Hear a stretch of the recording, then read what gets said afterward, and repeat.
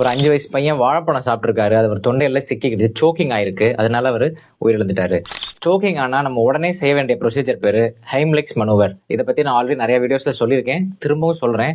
பொதுவா தொண்டையில ஏதாவது சிக்கிக்கிச்சு சோக்கிங் ஆயிடுச்சுன்னா பேரண்ட்ஸ் என்ன பண்ணுவாங்க, வாயுக்குள்ள கையை விட பார்ப்பாங்க, நெஞ்சில தடை கொடுக்க பார்ப்பாங்க. அப்படிலாம் செஞ்சா சரியா வராது. அதுக்குன்னு ஒரு ப்ரொசீஜர் இருக்கு. ஒருத்தவங்களை பஞ்ச் பண்றப்ப கை எப்படி வச்சுக்கணும், இது பேர் தான் ஃபிஸ்ட் அப்படின்னு சொல்லுவோம். இந்த மாதிரி கையை வச்சுக்கணும். கட்டை விரல் கீழே இருக்கணும். ஜைஃபாய்டு ப்ராசஸ்க்கும் அம்பிளிகஸ்க்கும் சென்டர்ல இதை கையை வச்சுக்கணும்.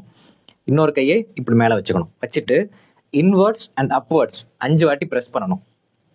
இப்படி ப்ரெஸ் பண்ணி முடிச்சுட்டு 2 ஷோல்டர் பிளேட்ஸ் இருக்கு இல்லையா, ஸ்கேப்புலா, அதுக்கு நடுவில் கையை வச்சு 5 வாட்டி தட்டணும்.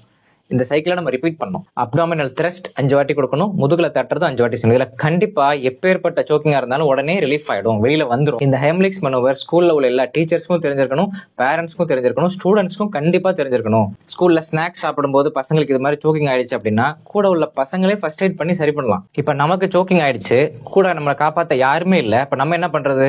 செல்ஃப் ஹெம்லிக்ஸ் மனோவர் எப்படி பண்றதுன்னு சொல்லி தரேன் பாருங்க. டக்குன்னு பக்கத்துல இருக்கிற ஒரு டேபிளோ ஒரு சேரை எடுத்துட்டு நம்மளோட அப்டமனை சென்டர்ல வச்சு அப்படியே நம்ம பிரஸ் பண்ணிக்கணும். அப்படி பிரஸ் பண்ணோம்னா நம்மள அறியாம அந்த அப்டமல் த்ரஸ்ட் கிடைச்சிரும். உள்ள சோக்கா இருக்கிற மெட்டீரியல் வெளியில வந்துடும். இதுதான் செல்ஃப் ஹெம்லிக்ஸ் மனூவர். குழந்தைங்களுக்கு சாப்பாடு ஊட்டுறது எவ்வளவு கஷ்டமான விஷயம் எனக்கும் தெரியும். பொறுமையா குழந்தைங்களுக்கு உட்கார வச்சு ஸ்லோ அண்ட் ஸ்டெடியா சாப்பாடு ஊட்டணும்.